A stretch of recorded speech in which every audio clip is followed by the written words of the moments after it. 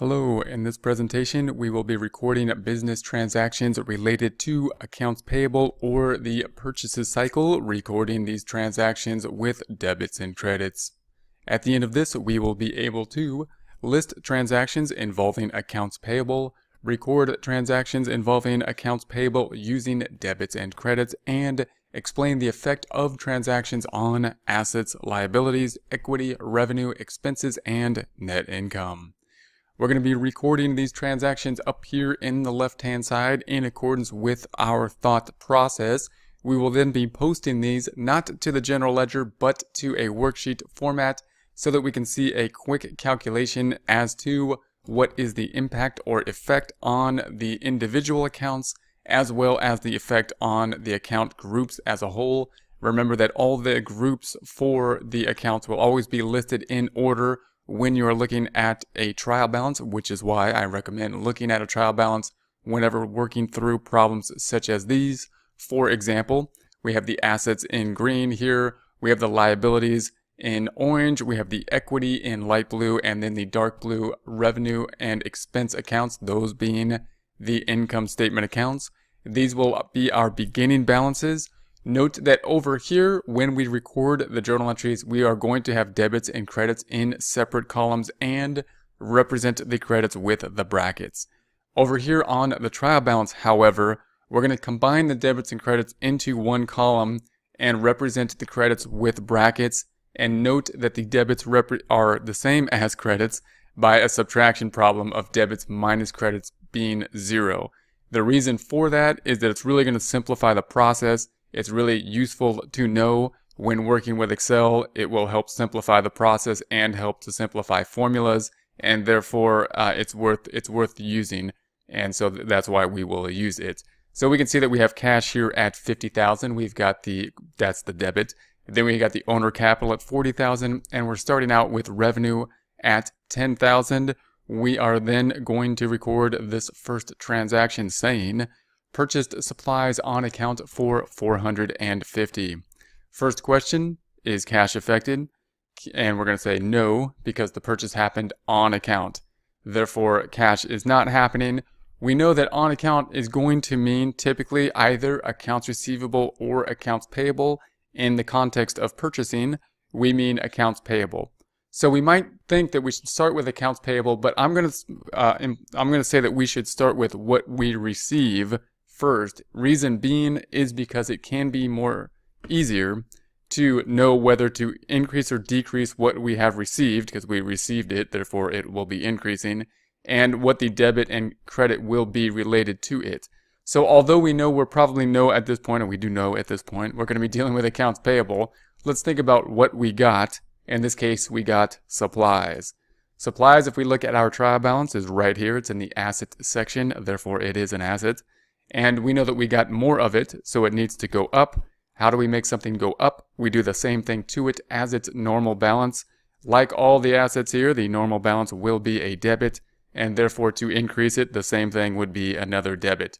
So we can increase the supplies, and if we do that, then we know that the other account must be credited, and we know that other account is not decreased to cash. We didn't pay cash. If we had, the credit would go to cash and decrease the asset, but instead, we bought it on account. Here's supplies going up, by the way. Supplies increasing from 0 by 450 to 450. And then the other account being accounts payable. So we're increasing the liability. We're increasing the bad thing. Now, we already knew we were going to credit the liability, the credit accounts payable, because we debited supplies. That's why we worked it in this format. But we wanted to just analyze that and double check that for ourselves. We know that the accounts payable is a credit balance account, it being a liability account. The bad thing is going up in that we owe more money. We bought something on account, kind of like a credit card bill, in that we owe money for the purchase that we have, and that credit card tab then increases with a credit. Liabilities having a credit balance, the same thing to it will increase it, that then being another credit. The liabilities going up from 0 by 450 in the credit direction to a credit balance of 450. Effect on the accounting equation would be assets are increasing because supplies are going up. Liabilities also increasing because the accounts payable is going up. And equity, no impact, nothing in either the capital account is happening here or the income statement accounts of revenue and expenses. Therefore, the net income as well is staying the same in that we had revenue before of 10,000 minus expenses of 0, giving us a net income calculated as revenue minus expenses of 10,000. Remember that this 10,000 here is a net income, revenue of credits beating the debits of expenses. This is not a loss or a negative number. Represents credits for us when we are considering the trial balance. And of course, no activity happened, and we are remaining at the 10,000 net income, revenue minus expenses. Next transaction, paid cash for supplies purchased on account, 450. First question, is cash affected? We're going to say, yes, cash is affected here. Key term, paid. And that, of course, means cash is going down. So we're going to decrease cash. Cash has a debit balance. We're going to make it go down by doing the opposite thing to it as its normal balance, which in this case would be a credit. We're going to put the credits on the bottom because credits typically go on the bottom. Let's clean up a couple terms that may be confusing when considering a book problem such as this.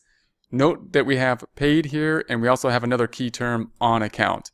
That may confuse us when we are first working with these types of transactions, because in the prior transaction we said on account means that accounts payable or accounts receivable will be impacted, in this case accounts payable, and therefore we might think, well, then cash shouldn't be affected because we're dealing with an on-account transaction, something dealing with accounts payable. Note, however, that when we are purchasing something, that would be correct. If we purchased something on account, we didn't pay cash, but paid on account, paid with something like a credit card, paid on a tab. However, the second transaction will be us paying off the tab, and therefore we're going to have to pay off the tab with cash. So that means that we're going to have both an on account and paid in the wording. In real life, of course, we would have an idea of what we are doing. We'd be writing a check to possibly the credit card company or some vendor, and it would be very clear that we are decreasing cash with a check and writing that to a vendor to reduce the amount that we owe to those individuals, the IOU being the accounts payable account. In a book problem, it's going to be very generic, and we're just going to have to know what those terminology terms mean. Obviously, paid means we paid with cash. Note that if it said paid for supplies and it eliminated the cash altogether, paid means paid with cash. In real life, clearly, we'd be paying with a check, but that means cash for a book problem. On account, it might also say on credit. Many books will not include the term on credit because they're trying to separate the concept of credit from what is meant when we are debiting and crediting in terms of journal entries from other contexts, such as a tab, increasing and decreasing, which could imply slightly different things. But note, if you see on credit, you're going to have to distinguish that from something like running a tab up or paying a tab off, as opposed to debiting and crediting in terms of a normal journal entry type process. Also note, when we thought about cash first, we're going to credit cash because we're decreasing cash and therefore we are putting it on the bottom.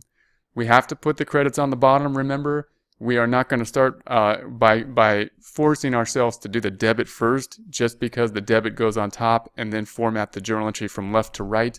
We are going to think about the journal entry in a format that makes the most sense, in a format that is easiest for us to construct, and it is easiest for us to construct cash first, so we will put that on the bottom. Remember that it's just really a convention to put the debits on top and the credits on the bottom. However, it's a convention we want to follow as much as possible. Book problems will, of course, mark you off if you do not. In real life, there are situations when we would deviate from that convention. For example, if we're auditing and we're performing longer, more complicated journal entries, we may and we do want to make the journal entry not in a format that applies to just a convention like this or to some kind of computer programming type convention, but in a format that someone human can go back and read and try to interpret as best they can. So whatever the best way to format a journal entry in that context, that's what we would use. But we're going to follow this convention, and we're going to put the credit on the bottom. But still think about cash first. Then we just need to know that what we're going to debit here, and of course we are going to debit. By the way, cash is going down from the 50,000 minus the 450, debit minus the credit, 249,550.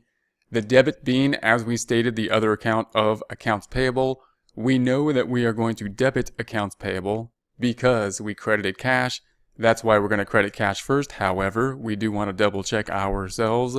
Remember that the accounts payable represents money that is owed from the company to a vendor, and liabilities have credit balances. We paid off the vendor, and therefore this liability needs to go down. So we're going to do the opposite thing to it as its normal balance, which in this case is a debit. So that'll kind of double check ourselves. Here's the credit, there's the debit. It's going to bring the balance back down to zero. Remember that in many book problems, they're not going to give us this journal entry in sequence after the prior journal entry. This one obviously follows the prior journal entry, meaning we bought supplies on account and now we're paying off on account. That will not be the case typically in a book problem. They're just going to give you this journal entry and they're going to say, hey, you're going to have to know that if you paid supplies on account, that implies that in the past, there must have been, at some point in time, a purchase of supplies on account, and therefore there must be something owed in accounts payable. They may not even give you the trial balance or tell you that there's something in accounts payable and just give you this phrasing, and we'd have to say, well, if that's the case, we must have bought something on account in the past, and therefore have a balance in accounts payable showing that we owe something and need to decrease that amount after we then pay off the amount we owe. If we look at the accounting equation, the assets are going down with the cash decreasing. The liabilities too are going down with the accounts payable decreasing, and the equity remains the same. Equity remaining the same would imply that net income too remains the same, meaning we had net income of $10,000 calculated as revenue minus expenses before the transaction. Nothing happened in this blue area, neither of these two accounts being an expense or income account, and therefore we end with net income at that same $10,000. Next transaction, purchased auto service on account $320. So we're going to purchase auto service. First question, is cash affected? And the answer, no, because we purchased it on account. On account typically means either accounts receivable or accounts payable. When considering something purchased, it means accounts payable. So we know accounts payable will be one account, but once again, it would be a little more difficult to know whether accounts payable is increasing or decreasing and whether to debit or credit it. And it might be easier for us to consider what we received, in this case, that being auto service. Now, we're not talking auto the asset in this case. We're talking auto the expense because it's a service. So it's going to be auto expense down here. Expenses might be a little bit more strange for us to memorize which way they're going, but expenses are the most common type of account. So remember that all the expenses we will be working with, meaning there'll be more expenses than pretty much any other type of account. They all have debit balances and they all only go up. So whenever you see an expense, typically you're just going to debit it because it's a debit balance account. They only go up and therefore they will increase in the debit direction. So it's really good to get an idea of that, get a feel for that, get used to that being the case. After working with the cash transactions, we may have kind of skipped what the expenses are actually doing when we record them because we know that we have to debit them because we credited cash. But get used to knowing what the expenses are doing. There's more expense accounts than any other type of account. They all basically do the same thing. They all go up and only up in the debit direction. Therefore, the auto expense will go up in the debit direction. If we increase the auto expense, we need to credit something. That something not being cash in this case because we bought it on account and therefore did not pay cash. And we know that we bought on account and that means accounts payable. Auto expense going up 320 to 320 And then we've got the accounts payable at the credit of 320. Now, we knew that the credit was going to go to accounts payable because we debited the auto expense. Now let's think through it. Does it make sense that we are crediting accounts payable? Remember that accounts payable is a liability account. It is going up. The bad thing is increasing. The bill we owe to the accounts payable is increasing, kind of like our credit card bill going up, us having purchasing something on account. And therefore we will do the same thing to it as its normal balance, which is a credit. Here's the increase from 0 up in the credit direction by 320 to 320 credit. Impact on the accounting equation: assets remaining the same, the liabilities increasing, the equity decreasing. Why? Because net income is going down. Net income calculated as revenue minus expenses. Expenses increasing, bringing that equation, that net income down. Net income then will decrease total equity. As we just stated, net income is decreasing. And we see here we have the 10,000 credit before, that calculated as revenue minus expenses. 10,000 credit revenue minus 0 debit expenses.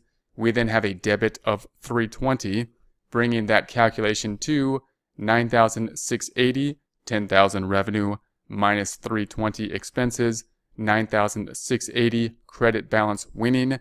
These brackets, remember, representing credit, not representing a negative number in this case. Next transaction: purchase meals and entertainment on account. First question, is cash affected? In this case, no, we purchased something, but we purchased it on account and not with cash. On account means either accounts receivable or accounts payable. In this case, because we are dealing with purchases, we mean accounts payable. Accounts payable is the account we will be using, but it might be difficult to know whether it goes up or down or to debit or credit. Might be easier to first consider what we have received, that being meals and entertainment, an expense. And like all expenses, expenses have debit balances and they only go up. How do we make something go up? We do the same thing to it as its normal balance, which in this case would be a debit. So we're going to debit the meals and entertainment as always, and meaning as always the expenses always basically are debited. And once we know that we're going to do that, we know that we are going to credit the other account. That other account not being cash, not decreasing the cash because we didn't pay cash. We are increasing the liability instead. That liability being accounts payable. We already know that we credit accounts payable because we debit the meals and entertainment expense, but we do want to double check that, and so let's do that now. Accounts payable has a credit balance. It needs to go up. The bad thing needs to go up. Our bill's going up, our credit card balance is going up, or our accounts payable is going up. How do we make something go up? We do the same thing to it as its normal balance, which in this case is a credit. So if we post this out, then we have meals and entertainment increasing by 1,500 to 1,500 in the debit direction. We have accounts payable increasing from 320 by 1,500 in the credit direction to 1,820. Accounting equation: assets remain the same, liabilities increasing due to accounts payable going up, and the equity decreasing due to expenses going up, meals and entertainment, the specific expense, and that brings down net income calculated as revenue minus expenses, and net income going down means total equity is decreasing. Next transaction, we're going to say that paid cash for auto service done on account in the past 320. First question, is cash affected? We're going to say yes. Keyword paid, meaning cash is going down. Therefore, cash has a debit balance. How do we make it go down? Opposite thing to it, which in this case is a credit. So we would credit the cash. Remember that we have paid here, and we also have this on account. So don't let the on account throw you off thinking that the paid doesn't still mean cash. It does still mean cash. Cash is going down. Then we need to know what the debit will be after knowing we're going to credit cash. Also, remember, cash will go on the bottom because we are crediting it at this point. and we will think of cash first because it's the easy account to think of rather than trying to think of the debit first just because it's on top. Then we need to think what the debit will be, and in this case we purchased something, paid for something we had purchased, auto expense, that's something that we had purchased in the past on account. So remember, on account means accounts receivable or accounts payable. In this case, we're talking about purchasing, so we're talking about accounts payable. So the debit's going to go to accounts payable. And so we already know that we're going to debit the accounts payable because we credited cash. That's why we start with cash, but let's think it through. Accounts payable has a credit balance. We paid it off. We paid off the amount that we owe, and therefore that credit balance needs to decrease. How do we make something go down? We do the opposite thing to it as its normal balance. This being a normal credit balance, the opposite then a debit of 320. If we post this out, then we're going to say that the cash is decreasing from 49,550 minus the credit of 320 to 49,230. We know that the accounts payable then starting at a credit of 1,820, decreasing by 320, bringing that balance to 1,500. Effect on accounting equation is assets decreasing because cash went down, liabilities decreasing because accounts payable went down, and the equity remaining the same. The effect on the net income, none. Note that there's no impact. Neither of these accounts are revenue or expense accounts, even though cash is going down. No effect on net income. And we have the net income calculation still at the 10,000 credit minus the 1,500 meals and entertainment debit minus the auto expense debit for the credits winning, revenue beating expenses, credits beating debits on the income statement of 8,180. That being the same in the beginning and ending of this transaction. We are now able to list transactions involving accounts payable, record transactions involving accounts payable using debits and credits, explain the effect of transactions on assets, liabilities, equity, revenue, expenses, and net income.